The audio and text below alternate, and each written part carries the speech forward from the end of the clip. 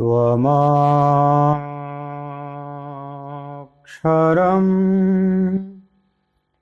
परमं वेदितव्यं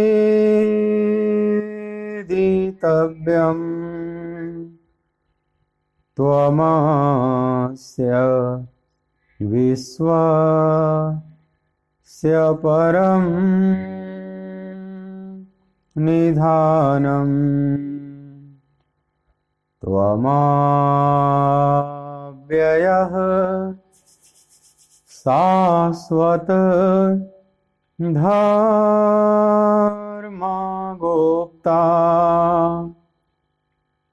सनातनस्त्वं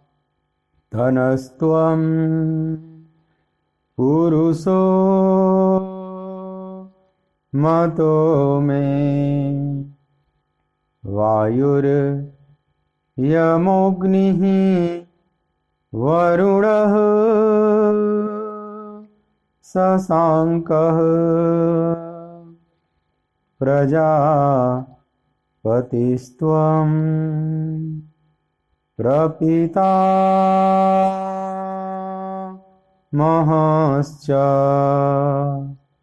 नमो नमस्तेस्तु सहस्रकृत्वः पुनश्च भूयो हि नमो नमस्ते। बोलिए भक्तवत्सल भगवान की जय।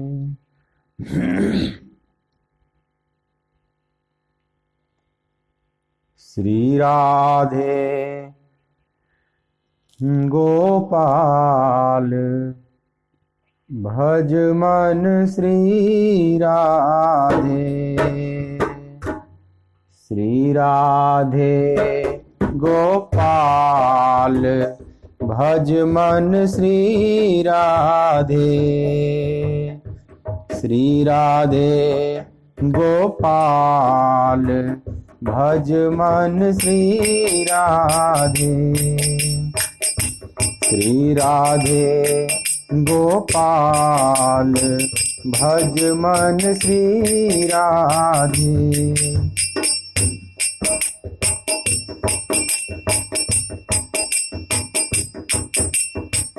श्री राधे जय जय राधे। श्री राधे जय जय राधे। श्री राधे जय जय राधे। श्री राधे जय जय राधे। श्री राधे जय जय राधे। श्री राधे जय जय राधे। श्री राधे गोपाल भज मन श्री राधे। श्री राधे गोपाल भज मन श्री राधे। श्री राधे गोपाल भज मन श्री राधे। श्री राधे जय जय राधे। श्री राधे जय जय राधे। श्री राधे जय जय राधे। श्री राधे जय जय राधे। श्री राधे जय जय राधे। श्री राधे जय जय राधे। श्री राधे गोपाल भज मन श्री राधे। श्री राधे गोपाल भज मन श्री राधे।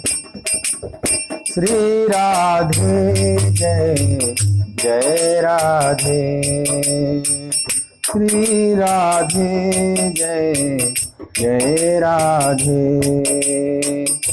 श्री राधे जय जय राधे,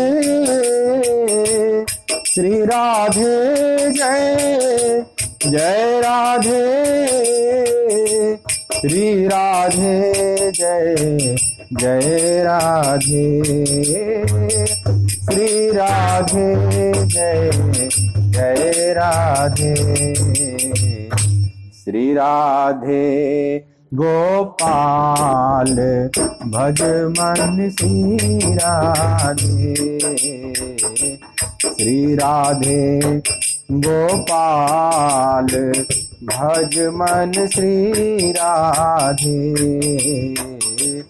श्री राधे गोपाल भज मन श्री राधे, श्री राधे गोपाल भज मन श्री राधे। बोलिए श्री राधिका रमण बिहारी लाल की जय।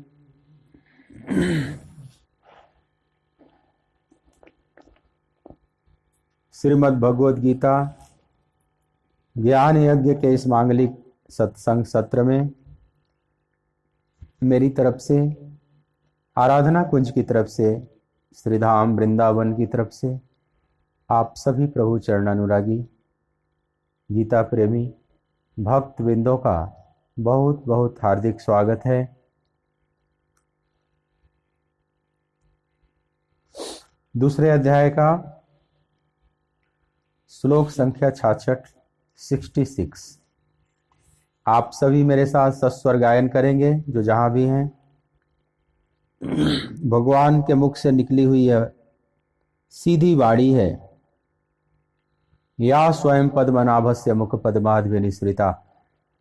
यह जो श्रीमद् भगवद गीता है श्री भगवान की वाणी है, भगवान द्वारा गाया गया गीत है, गीत गोविंद है। तो एक एक श्लोक एक एक महामंत्र है। तो आप सस्वर जहां भी हैं अपने घर में इसका पाठ करेंगे मेरे साथ। नास्ति बुद्धिरयुक्तस्य न चायुक्तस्य भावना न चाभावयतः शान्तिः अशान्तस्य कुतः सुखम्। नास्ति बुद्धिरयुक्तस्य न चायुक्तस्य भावना न चाभावयतः शान्तिः अशान्तस्य कुतः सुखम्।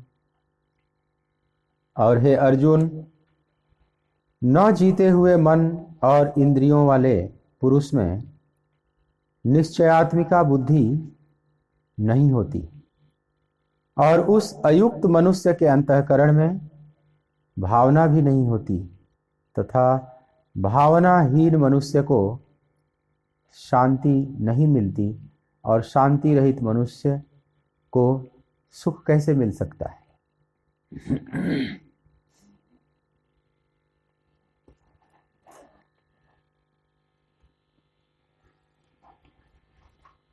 स्थित प्रज्ञ का जो लक्षण अर्जुन पूछे हैं भगवान से, उसी प्रकरण में भगवान अत्यंत करुणा से पूर्ण होकर अर्जुन के प्रति विभिन्न प्रकार से समझाने का प्रयास कर रहे हैं। 18 श्लोकों में समझाया है स्थित प्रज्ञ के लक्षण। लेकिन एक बात आप देखेंगे कि केवल लक्षण ही नहीं बता रहे हैं,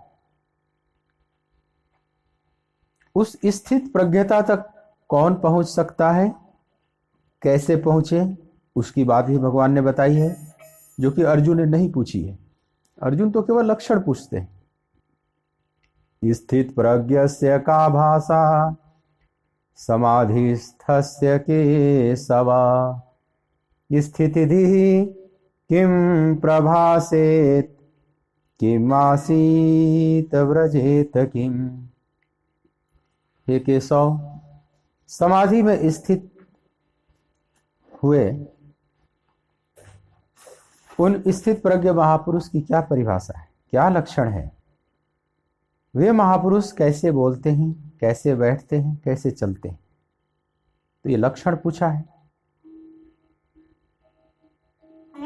लेकिन भगवान लक्षण तो बता ही रहे हैं, लेकिन साथ में यह भी बता रहे हैं कि स्थित प्रज्ञता तक कैसे पहुंचा जाता है। और उसके विपरीत की भी बात कर रहे हैं कि अगर व्यक्ति सावधान न हो तो नीचे कैसे गिरता है, उससे भी सावधान कर रहे हैं। ऊपर चढ़ने का मार्ग भी, जैसे कोई माउंट एवरेस्ट पर चढ़ना चाहे तो जो चढ़ चुका है, जो उसके विशेषज्ञ हैं, वे भी बताएंगे कि कैसे चढ़ना है, मार्ग क्या है, क्या क्या तैयारी करके जानी होगी, वहां तापमान कितना होगा, माइनस में कितना तापमान वहां जा सकता है, एयर प्रेशर क्या होगा, बहुत सारी बातें, कहां कहां खतरनाक मोड़ आते हैं, ये भी बताएगा। लेकिन साथ में यह भी बताएगा कि अगर तुम चुके तो फिर कितने गहरी खाई खड्ड में जाओगे, फिर उसका पता भी लगाना मुश्किल पड़ेगा। यह भी एक कुशल जो विशेषज्ञ है वो सब बताएगा। यद्यपि पूछने वाले ने पूछा है कि मैं माउंट एवरेस्ट पर कैसे चढ़ूं, तो बताना तो चाहिए कि भाई ये सामान रखना होगा, इतना अभ्यास चाहिए तुझे, मेडिकल चेकअप करा लो, इन रास्ते से जाना है, इतने दिन का सफर है, यही बताना चाहिए ना। लेकिन नहीं, जो कुशल विशेषज्ञ है, आपके प्रति प्रेम से भरा हुआ है, श्रद्धा से बताना चाह रहा है, तो उस मार्ग की कठिनाई और उसमें आने वाले अवरोध की भी बात करेगा, उस मार्ग में आने वाले खतरों की भी बात करेगा। क्योंकि बहुत लोग गिर चुके हैं, बहुत लोग आहूत हो चुके हैं। एवरेस्ट पर तो कोई कोई पहुंचा, लेकिन हजारों हजार लोग दफनाए जा चुके हैं उन घाटियों में। कितनी लाशें भरी पड़ी हैं उन बर्फ में दबे हुए, जिसकी अब कोई गणना भी नहीं कर सकते, जिसका कुछ पता भी नहीं। तो भगवान स्थित प्रज्ञ जैसे माउंट एवरेस्ट की बात जो भगवान अर्जुन ने पूछा भगवान से, उस चोटी की बात तो करेंगे ही। वहां पर कौन पहुंच जाता है, जो झंडा फहरा देता है जाकर, उसके क्या लक्षण होते हैं, वे सब बात तो बताएंगे भी। लेकिन साथ साथ करुणावश उस मार्ग में जो विघ्न बाधाएं हैं, थोड़ी सी सावधानी हटी और दुर्घटना घटी, उसकी भी बात बता रहे हैं। जो गिर जाते, जो खाई खड्ड में पड़ जाते, आए थे हरि भजन को ओटन लगे कपास, चले तो थे स्थित प्रज्ञ बनने, जीवन की सर्वोच्च उपलब्धि को प्राप्त करने, लेकिन चले गए नीचे, माया के शिकार हो गए।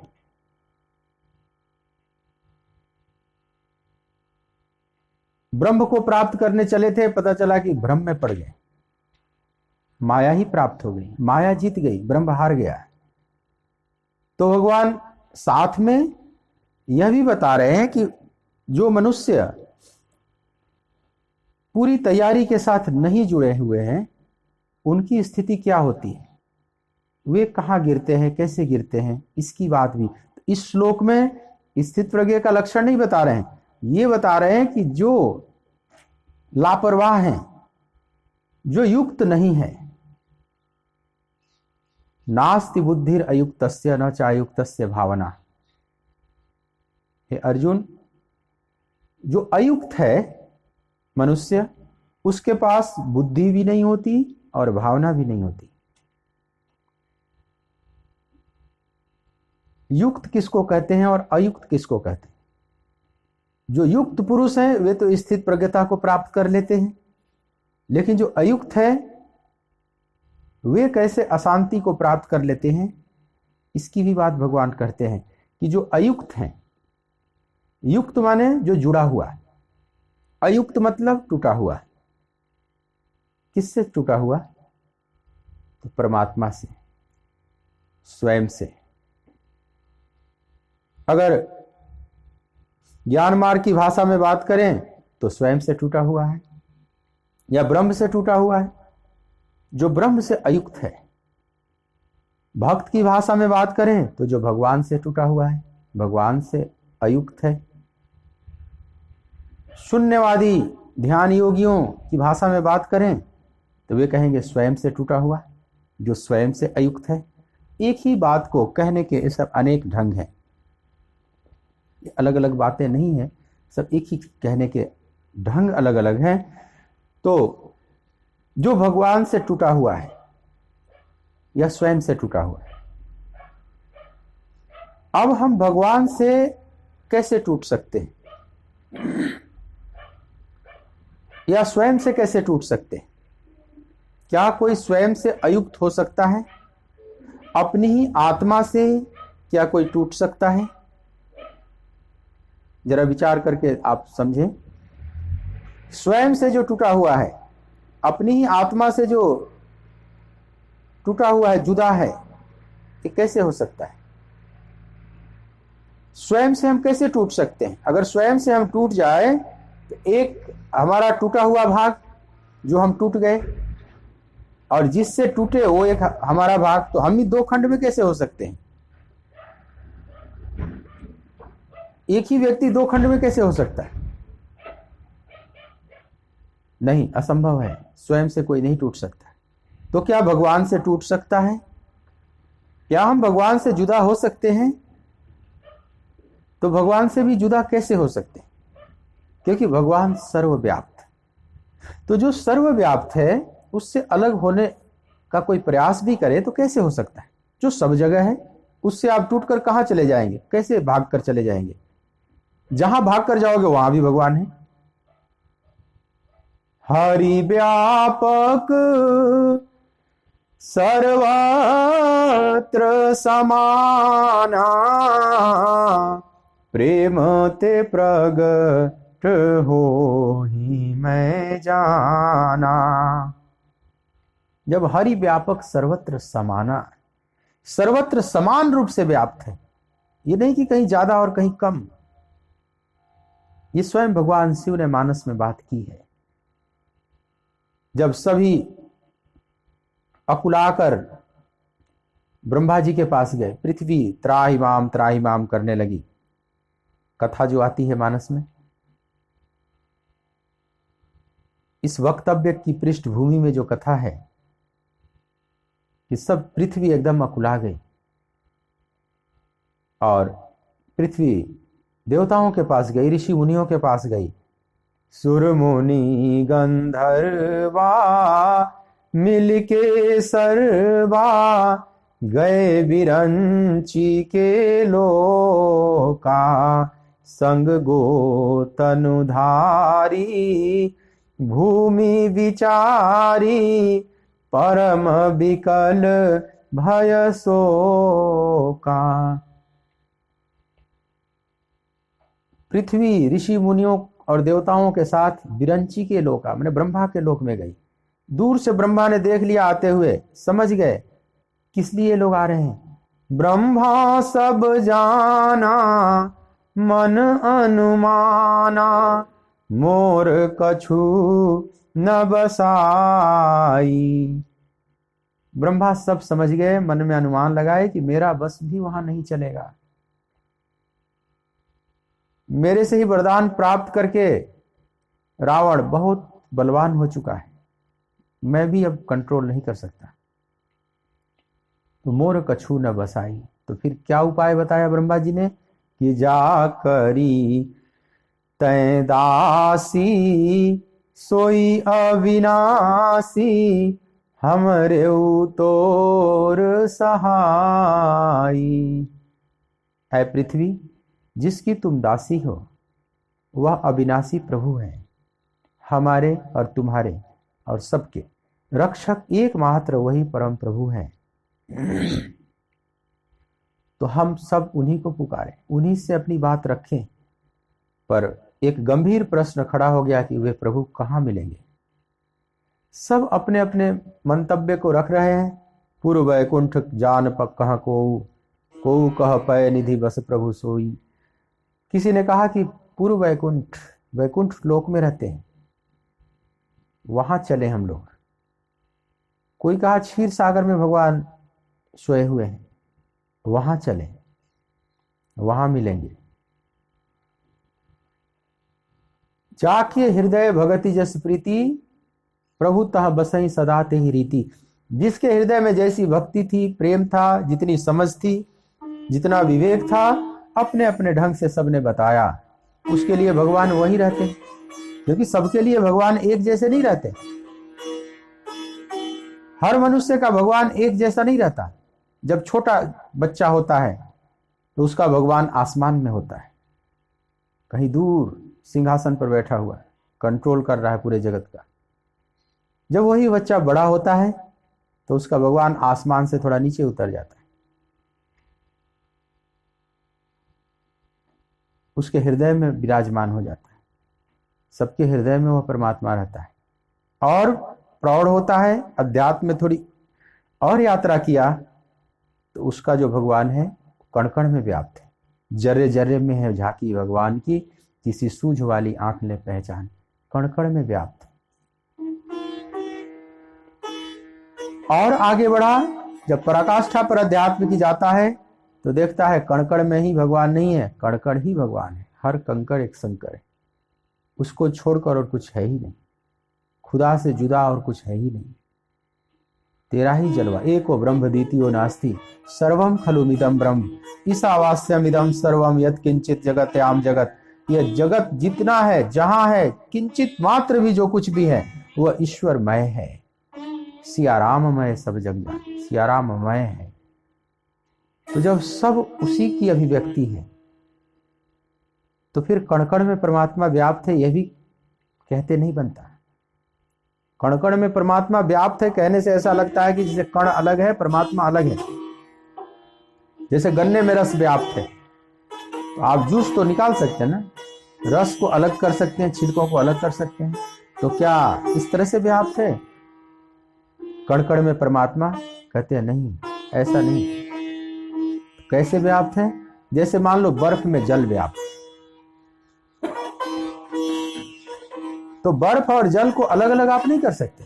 ऐसा नहीं कि उसको पेर कर निकाल दो, उसमें से जल अलग कर दो और बर्फ का छिलका अलग कर दो, क्योंकि दो है ही नहीं। बर्फ और जल दो चीज नहीं, एक ही चीज को कहने के दो ढंग हैं, एक ही चीज की दो अभिव्यक्तियां हैं। दोनों में तत्व तो एक ही, H2O। हाँ, वही H2O एक लिक्विड फॉर्म में है, एक सॉलिड फॉर्म में है, एक तरल रूप में है, एक ठोस रूप में है। रूप में परिवर्तन है ना, वही गैसियस रूप में भी हो सकता है, भाप बन जाएगा। चाहे वो भाप बनकर रहे, गैसियस स्टेज में रहे, चाहे सॉलिड स्टेज में रहे, चाहे लिक्विड स्टेज में रहे, कैसे भी रहे, है तत्वतः तो वही ना। तो वैसे ही परमात्मा का ही ये जलवा है पूरा जगत, ये पूरा ब्रह्मांड। यत किंचित किंचित जगतयाम जगत। इस जगत में जो कुछ भी किंचित भी है, प्रभु छोड़कर और कुछ भी नहीं। स्वयं भगवान गीता में भी कहते हैं 7वें अध्याय के 7वें श्लोक में कि मतः परतरम नान्यत् किंचिदस्ति धनंजय मयि सर्वमिदं प्रोक्तम सूत्रे मणिगणाइवा। हे धनंजय, मेरे छोड़कर किंचित भी अलग कुछ भी नहीं है।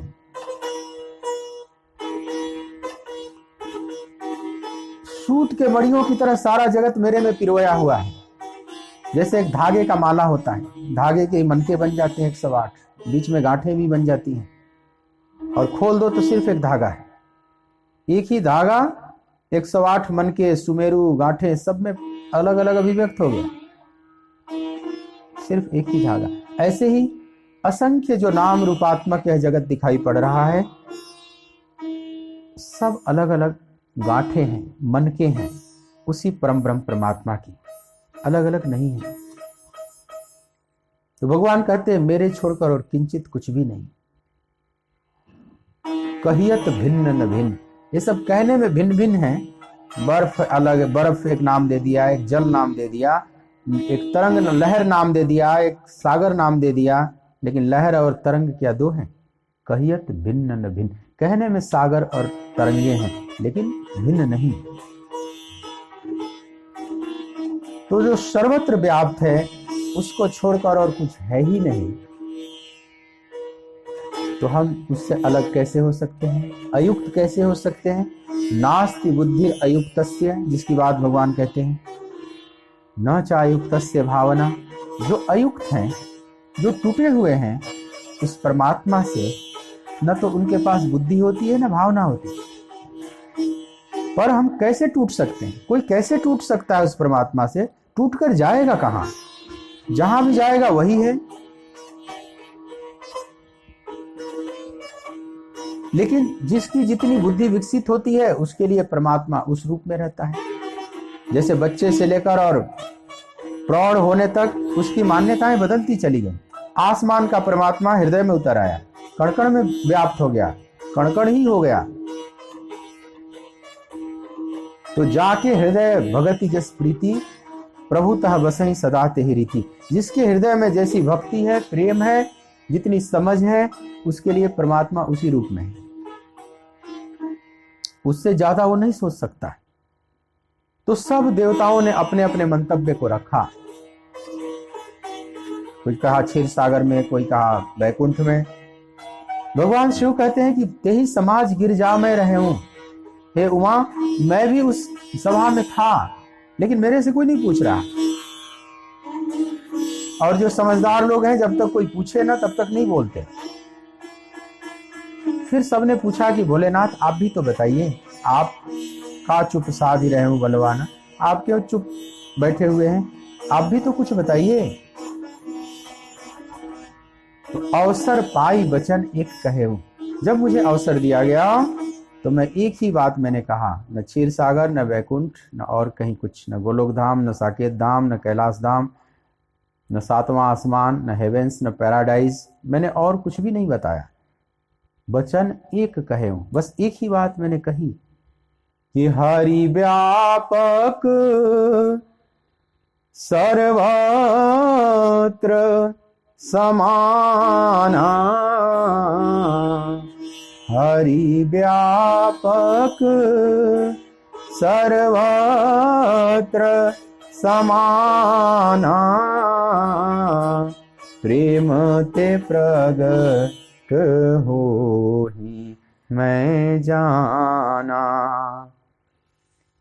अग जग माया सब रहित विरागी, प्रेम ते प्रगट होहि जिमि आगी। देश काल दिस विधि सहु माही, कहूँ सो कहाँ जहाँ प्रभु नाही। हरि व्यापक सर्वत्र समाना, हरि सर्वत्र समान रूप से व्याप्त है। ऐ देवताओं, जिस प्रभु को ढूंढ रहे हो वो सर्वत्र है, जहां हो वहां भी है। और ऐसा नहीं कि कहीं ज्यादा है कहीं कम है, सर्वत्र समान रूप से। इसका मतलब ये हुआ कि जितने मंदिर में है उतने मैखाने में भी है। इसका मतलब यही हुआ ना, सर्वत्र समाना, होमोजीनियस, हर जगह व्याप्त है एक जैसे। जैसे चीनी घोल दो पानी में तो चीनी हर जगह एक जैसे व्याप्त हो जाती है। ऐसे ही परमात्मा सब जगह समान रूप से व्याप्त है। तो मंदिर और मैखाने में फिर क्या अंतर है? परमात्मा की उपस्थिति में अंतर नहीं है, अनुभूति में अंतर पड़ जाएगा। क्योंकि जो मंदिर का वातावरण है वो सात्विक है, मैखाने का वातावरण तामसी है। तो उस तमस में उस परमात्मा को अनुभव करना कठिन पड़ जाएगा, सात्विक वातावरण में आसान पड़ेगा।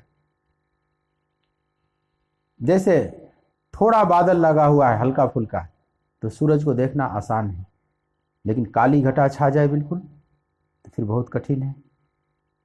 तो वहां काली घटा है जहां तमस का वातावरण है, जहां सात्विक वातावरण है वहां बहुत नाम मात्र की घटा है। अनुभव करना आसान पड़ेगा, बस इतना ही फर्क पड़ता है। जैसे कोई लालटेन है और शीशा साफ करके आपने लगाया है तो प्रकाश पूरा मिलेगा, लेकिन मान लो शीशा कालिक से पुता हुआ है, पूरा कार्बन चिपका हुआ है शीशे में, सफाई किसी ने नहीं किया है, तो प्रकाश बाहर नहीं आएगा। दिया तो उतना ही जल रहा है, अंदर का फ्लेम उतना ही जल रहा है, लेकिन प्रकाश की किरणें बाहर नहीं आ रही। क्यों? क्योंकि उस पर कालिमा लगा हुआ है, कार्बन लगा हुआ है, कालिख लगा हुआ है। वैसे ही तमस का जब कालिख लग जाता है जहां भी, जिसके हृदय में अथवा जिस माहौल में, जिस प्रांगण में, वहां पर परमात्मा को अनुभव करना बहुत कठिन पड़ता है। अनुभूति में फर्क पड़ जाता है, उपस्थिति में फर्क नहीं है।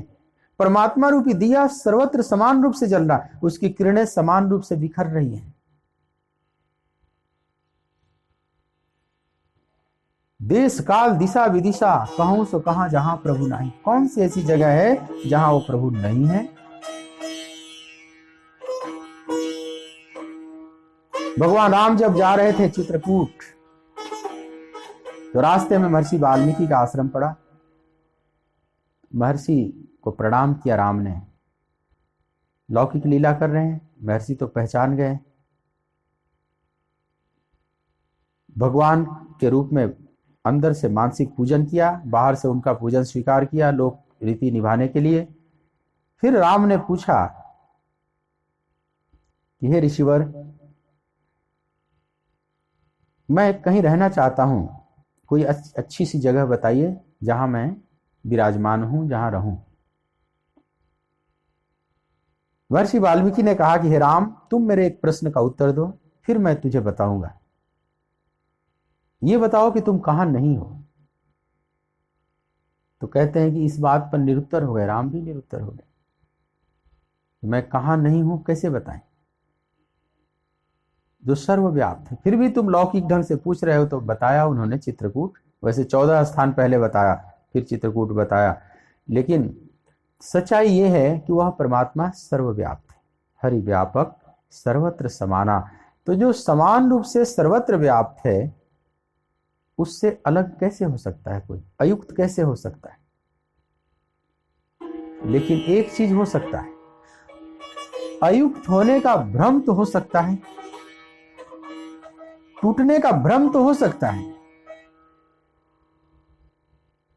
जैसे मछली सागर में उत्पन्न हुई, सागर की अतल गहराइयों में कोई मछली जन्म ली, वो कभी सागर से बाहर नहीं आई।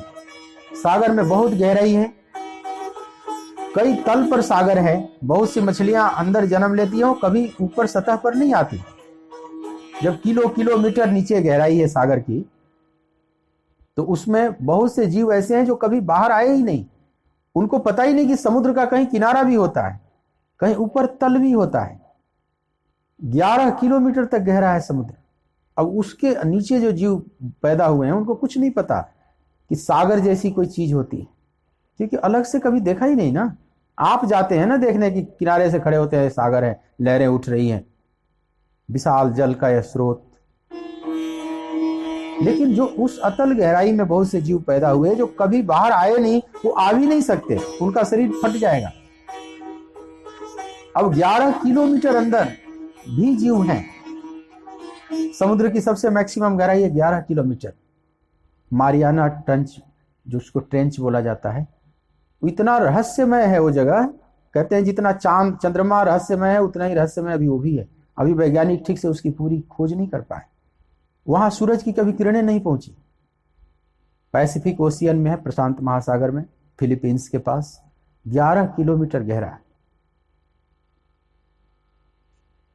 और वहां से न सूरज की किरणें कभी पहुंची, और वहां कोई मनुष्य वैसे नहीं जा सकता, क्योंकि 11 किलोमीटर ऊपर का प्रेशर पड़ेगा जल का।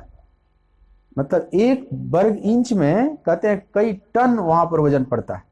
तो वहां वैसे सामान्य जीव तो ऊपर वाले तो वहां जा ही नहीं सकते, मर जाएंगे। और जो वहां जन्म लिए हैं जीव, वे ऊपर नहीं आ सकते, क्योंकि उनका शरीर उसी हिसाब से बना हुआ है।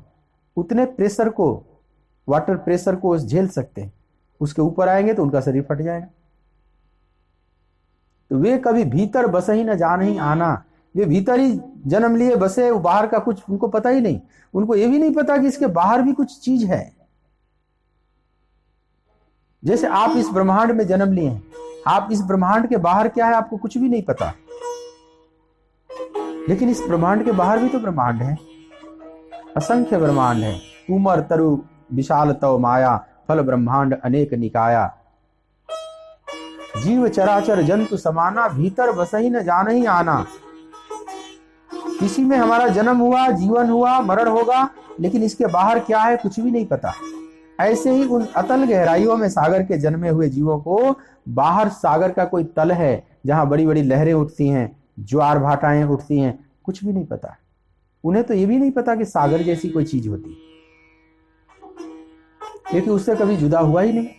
तो उसी में वह मछली जन्म ली, जीवन पाई, उसी में विलय हो जाएगी, समाप्त हो जाएगी।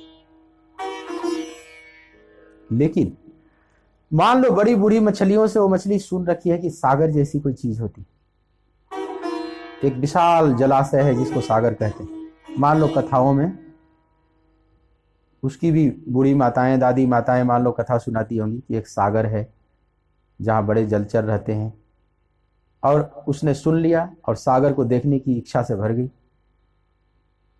तो अपने को सागर से अलग मान रही है ना।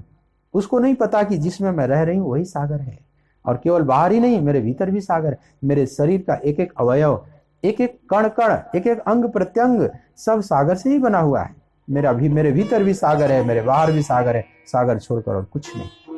इसी में जन्म हुआ, इसी में विलय भी होगा, सब होगा। सागर ने ही शरीर दिया और सागर ही शरीर को ले लेगा। लेकिन उसको नहीं पता, उसको कुछ भी नहीं पता सागर के बारे में। और मान लो पूछ रही है बड़ी बूढ़ी मछलियों से कि सागर का पता बताओ, मैं जरा ढूंढूं।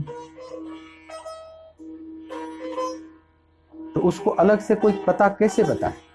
उसको एक भ्रम हो चुका है कि मैं सागर से अलग हूं। उसी प्रकार से जो अपने को अयुक्त मानते हैं, परमात्मा की सत्ता भी नहीं स्वीकार करते, जिसको नास्तिक कहते हैं, भगवान जैसी कोई सत्ता नहीं है, ये सब वैसे ही लोगों ने कल्पना कर लिया है। भय बस, चिंता बस, एक भगवान परमात्मा की कल्पना कर लिया है। मैं नहीं मानता है कि कोई परमात्मा जैसी चीज है। मान लो ऐसा नास्तिक कहता है, उसका ऐसा मत है अगर, तो मत कुछ भी हो, उससे सत्य नहीं बदल जाता है। अगर मछली कहे कि सागर जैसी कोई चीज नहीं होती है, सब कपोल कल्पना आप लोग बता रही हो, तो मछली के कहने से सागर नहीं हो जाता। वो तो सागर में ही है, उसको खुद ही नहीं पता कि सागर ही मेरा जीवन है। तो नास्तिक कितना भी इनकार करे ईश्वरीय सत्ता को, लेकिन उसको पता ही नहीं कि जिसमें मैं जी रहा हूं, जिसमें श्वास ले रहा हूं, जिसमें मेरे प्राण चल रहे हैं, छाती धड़क रही है, सब वो प्रभु ही है। प्रभु के अंदर ही सब हो रहा है, उस परमात्मा के अंतर्गत ही सब हो रहा है। तो लेकिन इतना भ्रम तो पाल सकता है कि परमात्मा जैसी कोई चीज नहीं है। तो अयुक्त कोई नहीं हो सकता, मतलब परमात्मा से कोई टूटा हुआ नहीं हो सकता, लेकिन परमात्मा से टूटे हुए का भ्रम हो सकता है। और हम सबको वही हुआ है, केवल भ्रम हुआ है। हम उससे अलग हो ही नहीं सकते, क्योंकि वो सर्वव्याप्त सत्ता है। जैसे हम रात में सपना देखते हैं, और सपने में आप देखते हैं कि आप चले गए, दूर चले गए, मुंबई चले गए, मुंबई से घूमकर आ भी गए, और नींद खुली तो दिखाई पड़ा कि मैं तो वहीं का वहीं बिस्तर पर पड़ा हुआ। अब आप मुंबई गए, वहां शॉपिंग भी किया, काम भी किया, फिर आ भी गए। अब एक अर्थ में तो आप चले गए, टूट गए अपने आप से, आप अपने घर में नहीं थे, लेकिन आप कहीं नहीं गए, आप पूरे के पूरे वही हैं। आपके कमरे में सीसीटीवी कैमरा लगाया जाए तो आप देखेंगे मैं तो वही हूं, और इस बीच में मैं कहां कहां होकर आ गया। तो आप कहीं होकर नहीं आए, वो केवल एक होकर आने का भ्रम उत्पन्न हुआ, एक मन का भ्रम। एक मन ने ऐसी रचना कर दिया और ऐसा लगा कि मैं कहीं और। सपने में कहां पता चलता है कि मैं कहां हूं। यह दुनिया खो जाती है, एक नई दुनिया प्रकट हो जाती है। जब वह दुनिया प्रकट होती है तो इस दुनिया का कोई भान नहीं रहता, और जब इस दुनिया में आप आते हैं तो उस दुनिया का कोई बोध नहीं रहता, बस एक स्मृति रह जाती है। तो जिस तरह से स्वप्न में व्यक्ति अपने को कुछ से कुछ समझ सकता है, स्वप्न में लोग बड़बड़ाते हैं, कितने बोलने लगते हैं कुछ। कोई दुष्स्वप्न देखते हैं, भयानक स्वप्न देख रहे हैं तो उसी में चिल्लाने लगते हैं, और वह चिल्लाना बाहर भी आ जाता है कई बार, स्थूल शरीर पर भी। लेकिन जो जगे हुए लोग हैं वे जानते हैं कि बस वैसे ही बड़बड़ा रहा है, ये कुछ उल्टा सीधा स्वप्न देख रहा है। उसके लिए वे व्यक्ति क्या करते हैं, उस व्यक्ति से बात नहीं करते, उसको समझाते नहीं, बस उसको जगा देते। कैसे भी इसको जगा दो, इसके सपने को तोड़ दो, बस सब मामला खत्म। तो सारा प्रयास महापुरुषों का हमारे स्वप्न को तोड़ने का है, क्योंकि जब तक स्वप्न में हैं तब तक हम वास्तविकता का बोध नहीं कर सकते, तब तक हम अपने को अयुक्त होने का भ्रम पाल सकते हैं। लेकिन जब युक्त होता है, जब वो स्थित प्रज्ञ परमात्मा से युक्त होता है, तब देखता है कि जिस जगत में मैं जी रहा था वो तो एक केवल भ्रम था। जे ही जाने जग जाई हेराई, जागे जथा स्वपन भ्रम जाई। जिसको जान लेने के बाद जग जाई हेराई, यह जगत खो जाता है। लेकिन कैसे खो जाता है? जैसे आपकी कोई वस्तु खो गई, क्या जगत भी ऐसे ही खो जाता है? नहीं। आपके जेब में एक सिक्का था और मान लो गिर गया और खो गया, तो क्या जगत भी वैसे ही खो जाता है? परमात्मा को जानने के बाद यह जगत वैसे ही कहीं खो जाता है जाकर? नहीं। उस सिक्के वाली उपमा नहीं दे सकते, क्योंकि आपके जेब से जो सिक्का गिरा, खो गया, वो बस आपकी जेब में नहीं, वो किसी और की जेब में है। अस्तित्व में तो है, या कहीं मिट्टी में दबा होगा, पानी में होगा, आग में होगा, कहीं ना कहीं तो होगा। उसका अस्तित्व तो है ना, उसका एग्जिस्टेंस नहीं मिट गया है, बस स्थानांतरण हो गया है, यहां नहीं कहीं और है। तो क्या परमात्मा को जानने के बाद इस जगत का स्थानांतरण हो जाता है, कहीं और चला जाता है, खो जाता है? कहते नहीं, इस तरह से नहीं खोता। तो कैसे खोता है? तो जागे जथा स्वप्न भ्रम जाई, जैसे जगने के बाद स्वप्न की वस्तुएं खो जाती है। अब स्वप्न की वस्तुएं किसी और के जेब में नहीं चली गई, वो है ही नहीं, वो एक मिथ्या रचना थी, वो मन की कल्पना थी। तो इस तरह से वह परमात्मा का जब अनुभव होता है साधक को, तो जगत का भ्रम टूट जाता है, अब जगदीश ही शेष रह जाते हैं। लेकिन जब तक जगदीश की अनुभूति नहीं हुई है, तब तक यह जगत ही सत्य लगता है और परमात्मा से अपने आप को टूटा हुआ पाता है।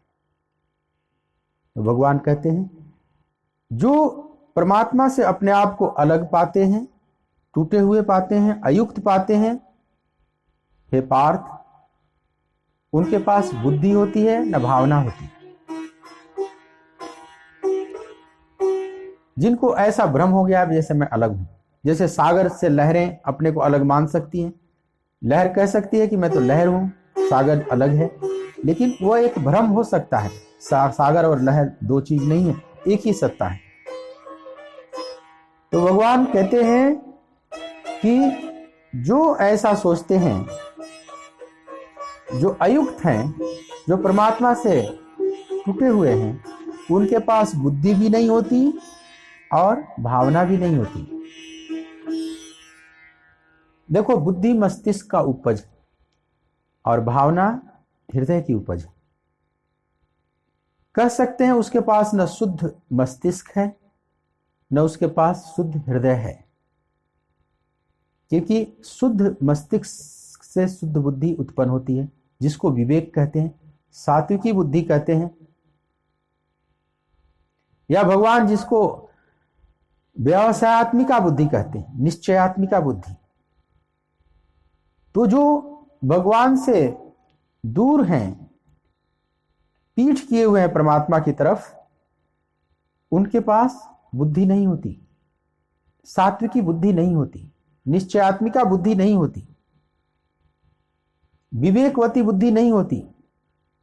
बुद्धि तो उनके पास भी होती है, बुद्धि सबके पास होती है, लेकिन बुद्धि राजसी और तामसी होती, क्योंकि गीता में ही भगवान 3 प्रकार की बुद्धि की बात करेंगे, सात्विकी, राजसी और तामसी।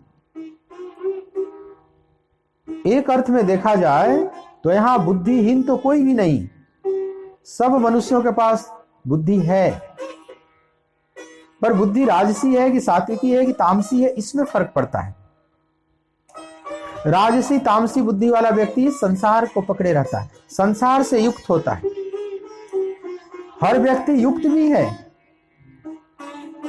पर संसार से युक्त है कि परमात्मा से युक्त है, यहां फर्क पड़ जाता है। तो जिसकी बुद्धि राजसी है, तामसी है, वह संसार से युक्त रहता है, वह संसार को धारण किए रहता है, संसार में आसक्त रहता है, उससे चिपके रहता है। बड़े बड़े असुर जिनके पुतले जलाए जाते हैं, रावण के आप पुतले जलाते हैं, लेकिन ये नहीं कह सकते कि उसके पास बुद्धि नहीं थी। रावण एक तरह से देखा जाए तो बहुत बुद्धिमान था, बहुत विद्वान भी था। विद्वान इतना था कि अनेक दिव्य श्लोकों की रचना किया है। आज भी लोग पाठ करते हैं, शिव तांडव वगैरह जो स्तोत्र है उसका पाठ करते हैं, रावण द्वारा रचित। इससे पता चलता है कि वो कितना विद्वान था, बहुत तिक्रमी भी था, एक अर्थ में तो बुद्धिमान था, इतने बड़े राज्य का संचालन कर रहा था। लंका की जो प्रजा थी, कभी रावण के खिलाफ बगावत नहीं की। अब कितना कुशल राजनीतिज्ञ था, कितना कुशल कूटनीतिज्ञ था, जिसकी प्रजा कभी उसके खिलाफ बगावत नहीं की। कह सकते हैं बुद्धिमान था बहुत ज्यादा। और लंका को कितना सुव्यवस्थित बना रखा था, वो कोई साधारण राजा नहीं था। लंका को इतने सुंदर ढंग से सजा रखा था, उतना सुंदर न अयोध्या थी न जनकपुरी थी, इतना सुंदर। आप सुंदरकांड में पढ़ते हैं, जब हनुमंत लाल जी गए हैं तो लंका का जब निरीक्षण करते हैं, एक ऊंचे पहाड़ से लंका का जब निरीक्षण करते हैं, कितनी सुंदर वो नगरी है। चौहट्ट हट्ट सुबट्ट वीथी चारु पुर बहुविधि बना, बनबाग उपवन बाटिका सरकूप बापी सोहई। कितना सुंदर वर्णन। चौहट्ट हट्ट सुबट्ट वीथी चारु पुर बहुविधि बना। सुंदर हाट थे, मॉल्स थे, बाजार, गलियां, सड़कें, चौराहे, सुंदर बावलियां, कूप, तालाब सब थे, वन, उपवन, वाटिका, इतने सुंदर सुंदर थे, हनुमान भी एक बार देखते रह गए। तो कह सकते हैं कि रावण बहुत बड़ा राजनीतिज्ञ है, बहुत सुंदर कूटनीतिज्ञ है, जिसकी प्रजा कभी उसके खिलाफ बगावत नहीं की, जिसको जितना चाहिए उसे ज्यादा वो दिए हुए था। प्रजा तब बगावत करती है ना जब उसको कम मिलता है, अभाव है, कहीं बिजली नहीं है, कहीं पानी नहीं है, कहीं सड़कें टूटी हुई हैं, कहीं महंगाई है, तब बगावत करती है ना प्रजा। और जिसके पास जितना चाहिए उसे 1.5 दुगुना पहले पड़ा हुआ है उसके घर में, जो चाहिए उससे ज्यादा दिया हुआ है, तो फिर वो बगावत क्यों करेगी प्रजा। रावण ने इतनी बड़ी व्यवस्था दे रखी थी, कभी लंका के लोग उसके खिलाफ खड़े नहीं हुए, कभी धरना प्रदर्शन नहीं हुआ, कभी आमरण अनशन किसी ने नहीं किया। एक अर्थ में बुद्धिमान तो है, लेकिन उस बुद्धि की बात भगवान नहीं कर रहे। नास्ति बुद्धि अयुक्तस्य, जो अयुक्त है उनके पास बुद्धि नहीं होती। तो रावण तो अयुक्त है, भगवान की तरफ पीठ किए हुए। तो भगवान कृष्ण की दृष्टि में भगवत गीता की दृष्टि में रावण के पास बुद्धि नहीं है। जिस बुद्धि की बात भगवान कर रहे हैं, संसार में जिस बुद्धि की बात की जाती है उस बुद्धि की बात नहीं। संसार में तो चाहे जैसे भी तुम 2 पैसा कमा लो तो लोग समझते हैं कि बहुत बुद्धिमान है, उसी को बुद्धिमान कहते हैं ना। चाहे 3 तिकड़म करके ये न के न प्रकारेण कैसे भी वो धन कमा लिया तो बहुत बुद्धिमान है। कोई पद पा लिया, थोड़ी प्रतिष्ठा पा ली तो बहुत बुद्धिमान है। धन और पद तो ये असुर भी बहुत पा गए थे। सुत दारा और लक्ष्मी पापिन के भी हो, ये भी कहा गया। और बड़े बड़े भक्त भी बड़े कंगाल रहे कई बार। सुदामा की कथा तो आप सुनते ही हो, तो सुदामा को क्या कहोगे? लौकिक दृष्टि से देखा जाए तो रावण ही ज्यादा कुशल था, ज्यादा बुद्धिमान है, सब व्यवस्था बनाए हुए है। सुदामा तो जर्जर है, फटेहाल, कुछ भी नहीं है उनके पास। क्या कहेंगे कि वो बुद्धिहीन थे? भगवान कृष्ण की दृष्टि में वही बुद्धिमान है, क्योंकि युक्त हैं। बाहर से जरूर फटेहाल हैं, बाहर से फटेहाल इतने हैं कि नरोत्तम दास जी अपने छंद में वर्णन करते हैं कि शीस पगान झगा तन पे, प्रभु जाने को आही बसे के ही ग्रामा। न सिर पर पगड़ी है, न शरीर पर वस्त्र है ठीक से, कहाँ का ये व्यक्ति है, कहाँ से आया है, कुछ भी नहीं पता। धोती फटी सी लपटी दुपटी, अरुपाय उपान की नहीं सामा। एक और क्या है उसके पास? तो कहते हैं बस एक फटी हुई धोती, धोती फटी, और एक दुपट्टा, वो भी फटा हुआ दुपट्टा लिपटा हुआ है शरीर पर। धोती फटी सी लटी दुपट्टी, और पाय उपान की नहीं सामा। जो पैरों में जूते हैं वे भी बेमेल हैं, उसमें साम्यता नहीं है, मेल नहीं है। एक 7 नंबर का है तो एक 8 नंबर का है, मतलब वो जूते भी उसके नहीं है। कहीं से कहीं कोई पड़ा हुआ मिल गया, कहीं कहीं से पड़ा हुआ मिल गया, उसी को डाल रखा है। पाए उपाना की नहीं सामा। द्वार खड़ा द्विज दुर्बल एक, रह्यो चकिसो वसुधा अभिरामा। पूछत दीन दयाल को धाम, बतावत आपन नाम सुदामा। प्रभु ने जब इतनी बातें सुनी, सुदामा तुरंत गुरुकुल याद आ गया। अवंतिकापुरी महर्षि सांदीपनी का वो गुरुकुल, मेरा बहुत लाडला बहुत प्रिय मित्र सुदामा, और उसकी ये दशा। जब कृष्ण जाते हैं देखते हैं सुदामा को, तो एक बार तो खड़ा होकर ठिठक कर देखते ही रह गए। अरे ये तो गुरुकुल में बड़ा सुंदर था, गोल मटोल था, आज ऐसा जैसे कंकाल खड़ा है, कोई स्केलेटन खड़ा है, बिल्कुल हड्डियां ही दिखाई पड़ रही से, मांस चिपक गए, कुछ है ही नहीं। मेरे मित्र की ये दशा मेरे रहते। कुछ देर तो देखते रहे। खैर जो आगे घटना घटी आप सब जानते हो। प्रभु अंक में भर के अश्रुपात इतने करते हैं जैसे सुदामा का अभिषेक हो जाता है, और सिंहासन पर बुलाकर बैठाकर स्वयं चरणों में बैठ जाते। देखी सुदामा की दीन दशा, करुणा करके करुणा निधि रोए। पानी परात को हाथ छुयो नहीं, नैनन के जल से पग धोए। इतने अश्रुपात हो रहे, इधर रुक्मिणी जल डाल रही है, उधर अश्रुपात भी हो रहे हैं, मिश्रित जल से हाथ प्रक्षालन हो रहे हैं। लेकिन मजे की बात यह है कि अगले दिन सुदामा की विदाई हो रही है फिर, लेकिन फिर भी कृष्ण ने कुछ नहीं दिया। प्रकट रूप से सुदामा को तो कुछ नहीं मिला, वो तो घर पर आए तो कुछ दिखाई पड़ा कि मिला है, लेकिन सुदामा को सब कुछ मिल गया। बाहर का वो जो मिल गया, सुदामा का भवन बना दिए, ये हो गया वो हो गया, आपने सुनी है, वो तो उनकी पत्नी की इच्छा से, सुशीला की इच्छा थी, वो पूरी हुई। जब सुदामा जी आए और देखे क्या हो गया, फिर सुशीला को बोले कि सुशीले, ये तो कन्हैया की लीला है, लेकिन देखना इस ऐश्वर्य में तुम भजन मत छोड़ देना, प्रभु को मत भूल जाना। हमारे लिए तो सब बराबर है, चाहे सोने का महल, चाहे वो मेरी टूटी सी झोपड़ी, तो सब बराबर ही है। वे कहीं लिपायमान नहीं थे, न उनको कोई हर्ष हुआ, वो सब प्राप्त करके न कोई खुशी हुई, क्योंकि वो परम आनंद को प्राप्त कर चुके हैं। जो प्राप्त करने जैसी चीज है वे प्राप्त कर चुके हैं, और जो उस चीज को प्राप्त कर लिया, भगवान कृष्ण की दृष्टि में वही बुद्धिमान है। जो उस चीज को नहीं प्राप्त किया वो सब बुद्धू है, चाहे बाहर का कितना भी ऐश्वर्य इकट्ठा कर ले। तो नास्ति बुद्धिरयुक्तस्य, हे पार्थ, जो मेरे से टूटे हुए हैं, मेरी तरफ पीठ किए हुए हैं, नास्तिकता से भरे हुए हैं, उनके पास बुद्धि नहीं होती। गीता उनको बुद्धिमान नहीं कहती। बुद्धि एक अलग चीज है।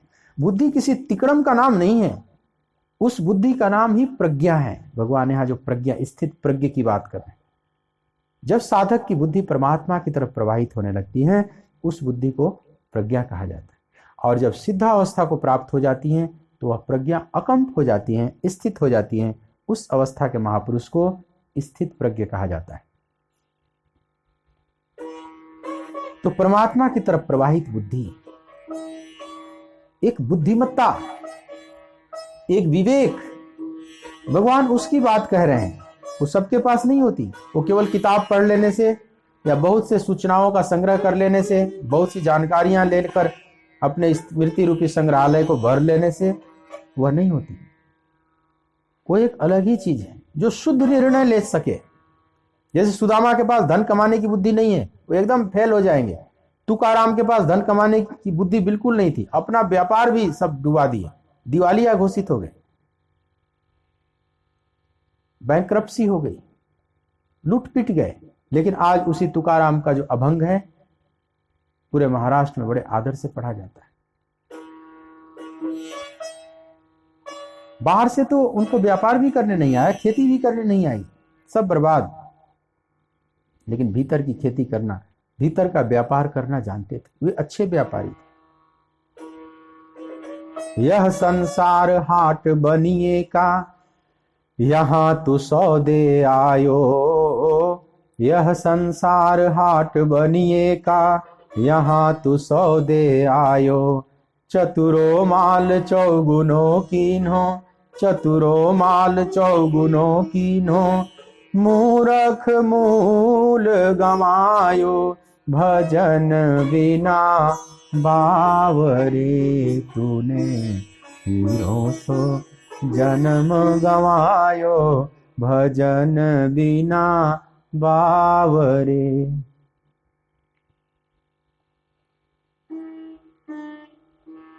संसारी मनुष्य की ये दशा है, जैसे कि कोयला और हीरा बह रहा है नदी में और कोयला इकट्ठा किए जा रहा है। हीरा की तरफ ध्यान ही, हीरे के मोल को समझ ही नहीं रहा, हीरे को कंकड़ पत्थर समझकर छोड़ दे रहा, कोयले इकट्ठा कर रहा। तो भगवान की दृष्टि में वह बुद्धू है, बुद्धिमान नहीं। मूर्ख मूल गंवायो, वो मूल गंवा कर भी चला जाएगा। बचपन में जैसा संस्कार लेकर आया था बुढ़ापे तक वो भी नहीं बचा, लुट पीट कर चला गया। लेकिन चतुरो माल चौगुनो कीन्हो, लेकिन जो विवेकी हैं, जो चतुर हैं, अपनी आत्मिक संपदा रूपी माल को कई गुना बढ़ा ले गए, तो वे ही चतुर हैं। बाहर से भले वे ऐश्वर्य उनके पास हो या न हो, प्रारब्ध बस हो भी सकता है, कोई दिक्कत वाली बात। अच्छे धनी लोग, राजा महाराजा भी भक्त हुए, महाराज अम्बरीश हुए, महाराज युधिष्ठिर हुए, हरिश्चंद्र, ये सब तो बड़े ऐश्वर्य इनके पास थे। महाराज जनक हुए, सब कुछ था, लेकिन उसमें भी भगवान को पाया जा सकता है। बाहर से सुदामा जैसा हो जाए स्थिति, तुकाराम जैसी स्थिति हो जाए तो भी पाया जा सकता है। दोनों ही अवस्थाओं में पाया जा सकता है। लेकिन भगवान कृष्ण की दृष्टि में ठीक ठीक बुद्धिमान वो है जो भीतर की संपदा को पा गया है, चाहे बाहर की संपदा उसके पास हो या न हो, उससे कोई फर्क नहीं पड़ता। ऐसी बुद्धि हमारे पास होनी चाहिए। लेकिन यह बुद्धि डेवलप होती है जब परमात्मा से युक्त होता है, अयुक्त के पास नहीं, नास्ति बुद्धि अयुक्तस्य। टूटे हुए के पास वो बुद्धि नहीं होती, वह बुद्धिमता। एक संत थे, ये गांव के बाहर रहते थे, वृद्ध हो चले थे। गांव वालों की दृष्टि में ये था कि बड़े बुद्धिमान हैं, बड़े बारीक चिंतक हैं, पेट की बात जान जाते हैं, मन की बात जान जाते हैं। तो एक दिन दो युवक थोड़े शरारत करना चाहे कि देखे सब कुछ बता देते हैं, क्या छुपी हुई चीज को भी बता देंगे।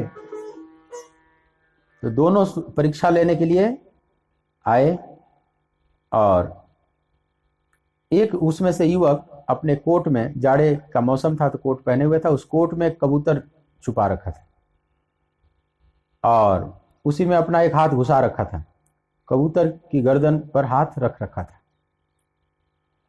और ऊपर से शॉल ओढ़े हुए थे। दोनों आए।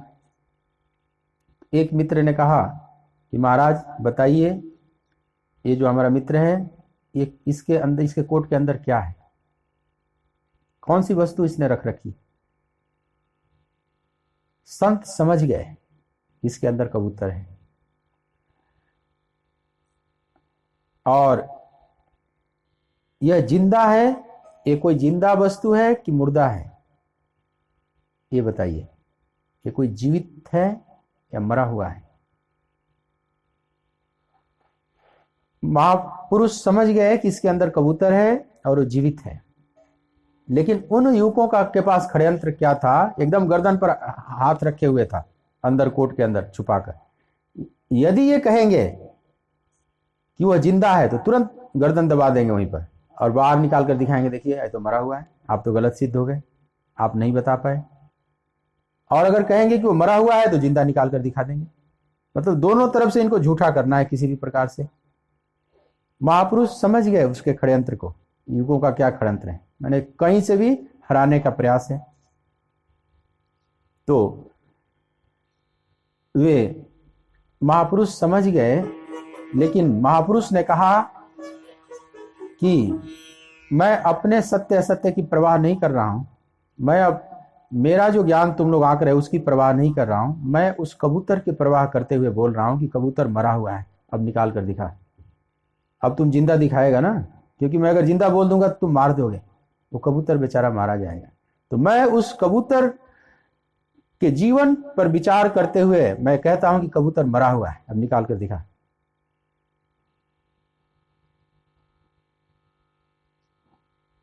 तो इसको कहते हैं बुद्धिमत्ता। वे महापुरुष अपनी चमत्कार दिखाने के पीछे नहीं पड़े हुए हैं। वे महापुरुष देख रहे हैं कि एक जीव का प्राण खतरे में है, उसको बचाना है किसी प्रकार से। अब इसको यहां हमें यही बोलना पड़े कि वो मरा हुआ है तो तू जिंदा निकाल कर दिखा, भले ही मेरी बुद्धिमत्ता तुम्हारे दृष्टि में नहीं है, लेकिन उस जीव का जान तो बच गया।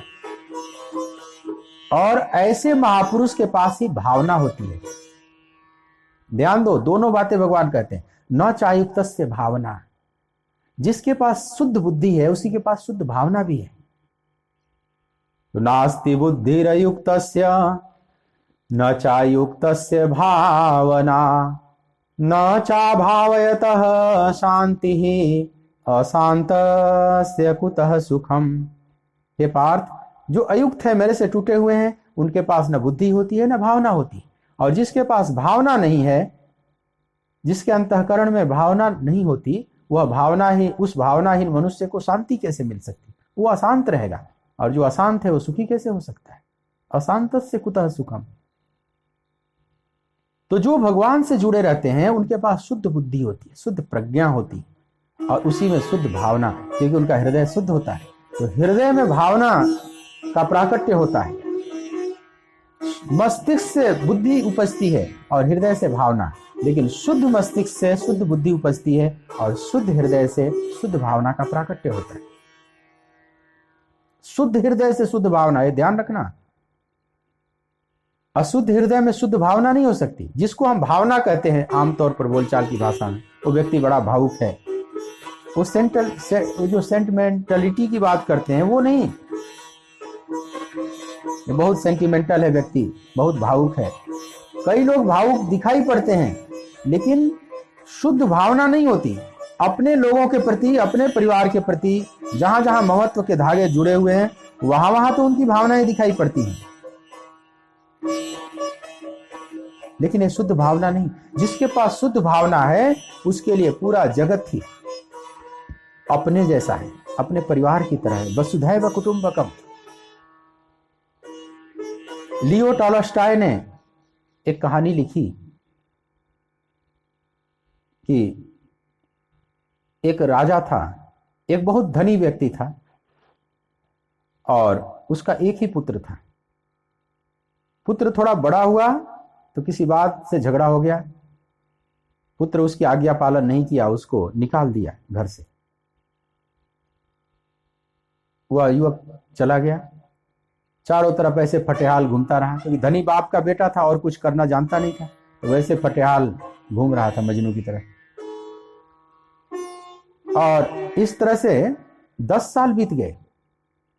बूढ़ा हो गया वो व्यक्ति, तो चिंतित होने लगा, पुत्र की याद सताने लगी, लेकिन अब कहाँ मिले, कैसे मिले। फिर अखबार में विज्ञापन दिया, तो कहीं संयोगवश उसने अखबार पढ़ लिया उस लड़के ने, और देखा है तो मेरा ही विज्ञापन मेरे पिता ने दिया है। और उसमें दिया था कि आप लौट कर आ जाओ, मैं प्रतीक्षा करूंगा, तुम्हारा इंतजार कर रहा हूं। तो उस लड़के ने भी एक पत्र लिखवा कर घर में भेज दिया कि फलाने दिन को फलानी ट्रेन से जो रात में आती है, मैं उससे आऊंगा और धर्मशाला में ठहरूंगा, आप वहीं मिलिएगा। तो जिस दिन वो आने वाला था, जिस रात में 2 बजे ट्रेन आने वाली थी, लेकिन उस दिन वो पहली ट्रेन से ही आ गया, 12 बजे वाली ट्रेन से ही आ गया गलती से। तो यह जो धनी व्यक्ति था, अपने घोड़ा गाड़ी को लेकर अपने नौकरों चाकरों के साथ सोचा कि मेरा पुत्र आ रहा है, और ठंडी का मौसम है, रसिया में बहुत ठंडी पड़ती है, तो बहुत सर्दी का मौसम था, बर्फ पड़ रहा था चारों तरफ से। तो जाकर जो धर्मशाला है स्टेशन के पास, वहां पर पहले से उसके लिए एक रिजर्व कर लेता हूं कि बच्चा आएगा 2 बजे, तो उसके लिए वहां पर जगह पहले से ठीक रहेगा। लेकिन जब धर्मशाला में आया तो सब धर्मशाला भरा हुआ था, एक भी सीट खाली नहीं था। और वह युवक 12 बजे वाली ट्रेन से ही आ चुका था पहले ही। इस धनपति व्यक्ति को नहीं पता था कि वो आ गया, वो तो 2 बजे वाली ट्रेन का इंतजार कर रहा था। लेकिन धर्मशाला का जो मैनेजर था, उसने बोला कि यहाँ तो एक भी खाली नहीं है। उस धनी व्यक्ति ने कहा कि पैसा चाहे जो ले लेना, एक खाली कर दो, एक बिस्तर खाली करो कैसे भी। तो उस लोभ में आकर उस मैनेजर ने देखा कि एक पागल जैसा व्यक्ति आया हुआ है, तो उसी को मैं खाली करा सकता। बोला हाँ, उसको खाली करा दो। अब उसको उठाकर उसको बाहर कर दिया गया, और उस कमरे को ले लिया उस धनपति व्यक्ति ने। वो जाकर बाहर सीढ़ियों पर बैठ गया, ठंड बहुत पड़ रही है, बर्फ बहुत पड़ रही है, ठिठुर रहा है। फिर वो आकर हाथ जोड़ने लगा युवक, ये वही उसका पुत्र था। लेकिन वो धनपति व्यक्ति नहीं जानता, क्योंकि चेहरा पहचान नहीं पा रहा है। रात में 10 साल बीत भी गए थे, न बाप को पहचान रहा है वो, न वो बेटे को पहचान रहा है। और बाप तो सोच रहा है 2 बजे वाली गाड़ी से आएगा, लेकिन वही वो 12 बजे आ चुका था, और उसको निकलवा दिया। सीढ़ी पर वो ठिठुर रहा है और बार बार आग्रह कर रहा है मैनेजर से वह युवक कि मेरे को अंदर आ जाने दो, मैं मर जाऊंगा ठंडी में। लेकिन इतने निर्दयता का परिचय दिया उस धनपति व्यक्ति के नौकरों ने कि उसको धक्का देकर और बाहर कर दिया, और तेज बर्फ और पड़ रही थी, उसी में मर गया युवक। अब 2 बजे वाली गाड़ी में ढूंढ रहा है, कहीं कोई आया नहीं उसका लड़का। सवेरा हो गया, जब सुबह हुआ तो उस मरे हुए व्यक्ति को देखा जब, तो देखा ये तो मेरा पुत्र ही है। अब हाय हाय करने लगा, छाती पीटने लगा, हाय मेरा पुत्र मर गया। अब उसको उठाकर अंदर लाया गया, जिस कमरे से उसको निकालकर बाहर फेंक दिया गया था, अब उसी कमरे में लाया गया। अब उसके शरीर को नहलाया जा रहा है, वस्त्र पहनाया जा रहा है, रुदन हो रहा है, बहुत ममता भावना दिखा रहा है। अब जिस व्यक्ति को रात में वो बाहर फेंक दिया, ये जानकर कि इससे मेरा कोई रिश्ता नहीं है, मेरा अपना नहीं है, और सुबह पता चला कि यही तो मेरा पुत्र था, अब यह व्यक्ति जो बहुत भावना दिखा रहा है, बहुत रो रहा है, इसके अंदर भावना नहीं है, एक ममत्व है, ये संत हृदय नहीं है, ये भगवान से युक्त नहीं है, ये शुद्ध बुद्धि नहीं है।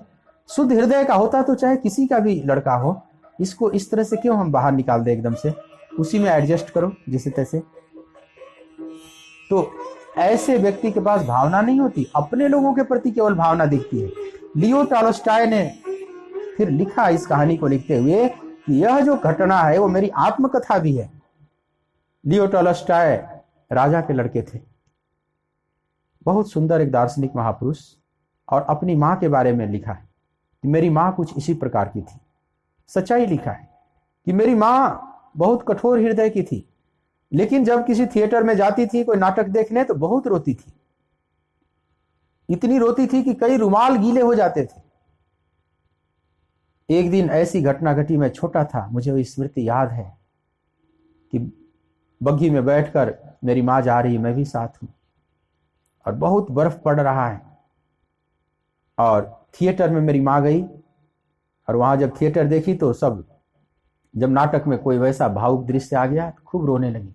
अब चूंकि रानी साहिबा हैं तो उनकी सेविकाएं वहां खड़ी हैं अनेक रुमाल लेकर, एक रुमाल गीली हो जाए तो फिर दूसरी रुमाल दें, फिर तीसरी, कई 4-5 रुमाल चेंज करना पड़े, इतनी रोती थी उस नाटक को देख।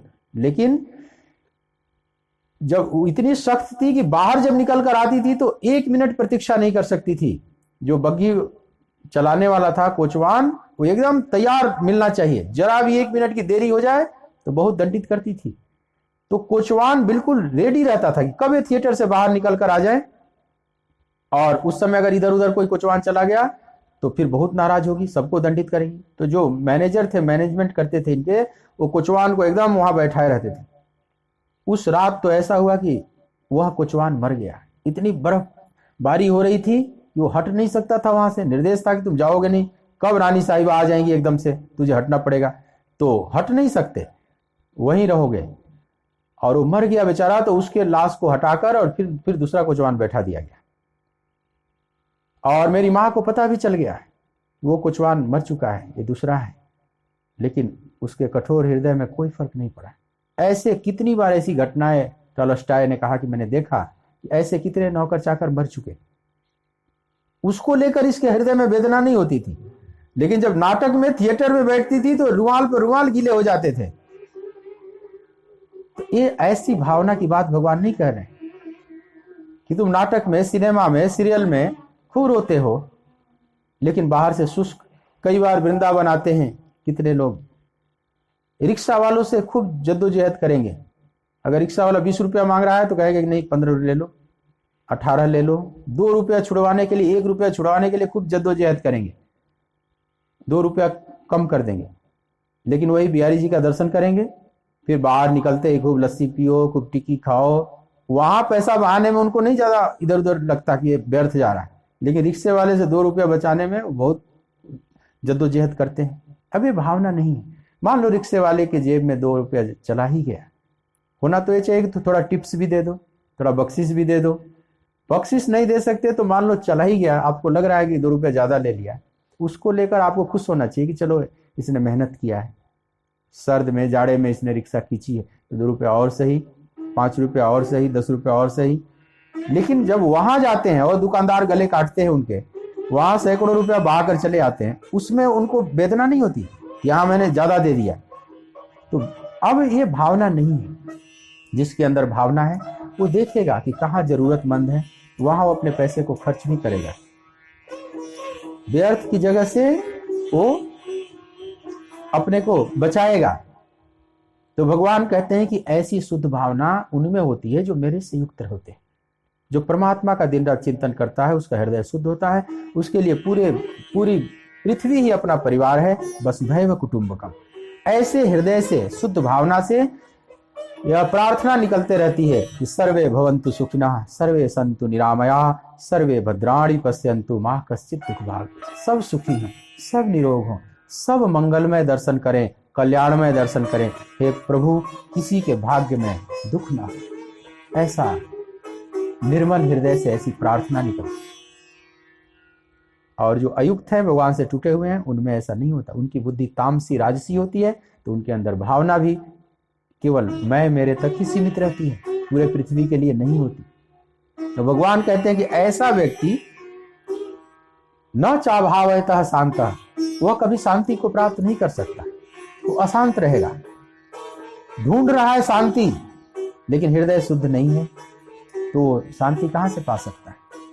अशांतस्य कुतः सुखम, और वो सुख कहां से पा सकता है? तो इसके लिए हमें हृदय शुद्ध करना होगा, बुद्धि शुद्ध करनी होगी, और वो शांति जिसको ढूंढ रहा है पदार्थों में, परिस्थितियों में, मनुष्यों में, वो शांति और कहीं नहीं, अपने हृदय अंदर ही है।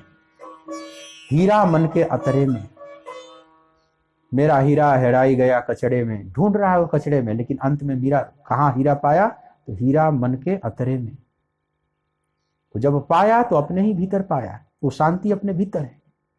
और जिसने भीतर की शांति पाली, वह बाहर से चाहे अशांति भी हो, उसके जीवन में अभाव भी हो, लेकिन उसकी प्रज्ञा अकंप हो जाती है।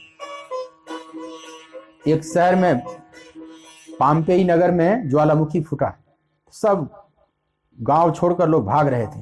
सब जो सामान जिसके हाथ लगा, अपने अपने सामान को, हीरे जवाहरात पैसे लेकर भाग रहे थे, जो जितना भाग सकते थे, क्योंकि अब वो ज्वालामुखी पूरे नगर को चपेट में ले लेगी, कुछ बचेगा नहीं। उसी में एक संत भी रहते थे, वो भी भाग रहे, लेकिन वो भाग नहीं रहे थे, वो चल रहे थे। सब भाग रहे हैं, वो अपने शांत भाव से चल रहे हैं। सब कहे कि अरे इस समय इस चाल से चलने की जरूरत नहीं, आप भागो भागो। तो उन संत ने कहा कि मैं भी भाग रहा हूं, तुम लोग भी भाग रहे हैं, लेकिन भाग तो मैं भी रहा हूं, लेकिन तुम बाहर भाग रहे हो, मैं भीतर भाग रहा हूं। मैं अपने भीतर और डूबता चला जा रहा हूं, क्योंकि भागने के लिए जिस तरह से तुम भाग रहे हो, उस तरह से भागने के लिए या तो कुछ आगे होना चाहिए या तो पीछे होना चाहिए। दो ही व्यक्ति भागता है ना, या तो आगे कुछ पाने के लिए भागता है, या तो पीछे कोई लगा रहता है, कोई संकट, कोई भय, तब भागता है। तो या तो भय से भागता है या तो लोभ से भागता है। हम दो प्रकार से भागते हैं। जैसे अड़ियल टट्टू होते हैं, कई बार अकड़ जाते हैं, तो दो उपाय करेगा, या तो पीछे से डंडा मारेगा तो चलेगा, कई बार डंडे से भी नहीं चलता तो ऊपर सामने से हरा हरा घास दिखाएगा, तब वो भागेगा। या तो लोभ में चलेगा वो टट्टू, या तो पीछे से भय से चलेगा, तो सीधे रास्ते से नहीं चलेगा। लोभ और भय ना हो तो खड़ा हो जाए, वहीं अड़ियल हो जाए। तो सामान्य मनुष्य तो या तो आगे कुछ होना चाहिए तब भागेगा, या तो पीछे किसी भय से भागता है। संत कहते हैं कि मेरे न आगे है कुछ, न पीछे है, और मैं भी भाग रहा हूं, लेकिन मैं अपने भीतर भाग रहा हूं। अब मैं अपने प्रभु में स्थित होता चला जा रहा हूं। ज्वालामुखी बाहर है लेकिन भीतर शांति है। ऐसा मनुष्य शांति को प्राप्त कर लेते हैं। लेकिन जो अशांत हैं, जिनके पास भावना नहीं, जिनके पास बुद्धि नहीं, भगवान कहते हैं अशांतस्य कुतः सुखम, उसको भला सुख कहाँ से मिल सकता है। शेष चर्चा कल के प्रसंग में। आइए 2 मिनट कीर्तन करते हैं।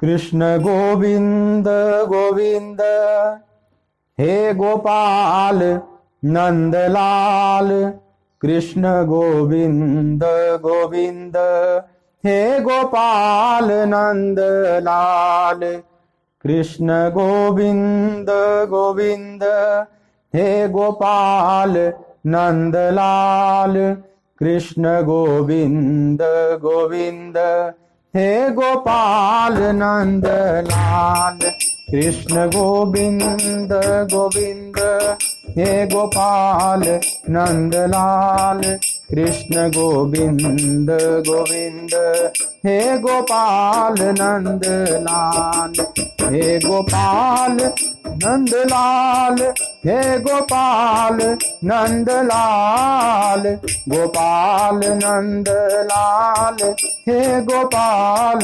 नंदलाल, हे गोपाल नंदलाल, हे गोपाल नंदलाल, गोपाल नंदलाल, हे गोपाल नंदलाल, कृष्ण गोविंद गोविंद हे गोपाल नंदलाल, कृष्ण गोविंद गोविंद हे गोपाल नंदलाल, कृष्ण गोविंद गोविंद हे गोपाल नंदलाल, कृष्ण गोविंद गोविंद हे गोपाल नंदलाल। बोलिए भक्त वत्सल भगवान की जय। सच्चिदानंद भगवान की जय। ओम नमः पार्वती पतये हर हर महादेव।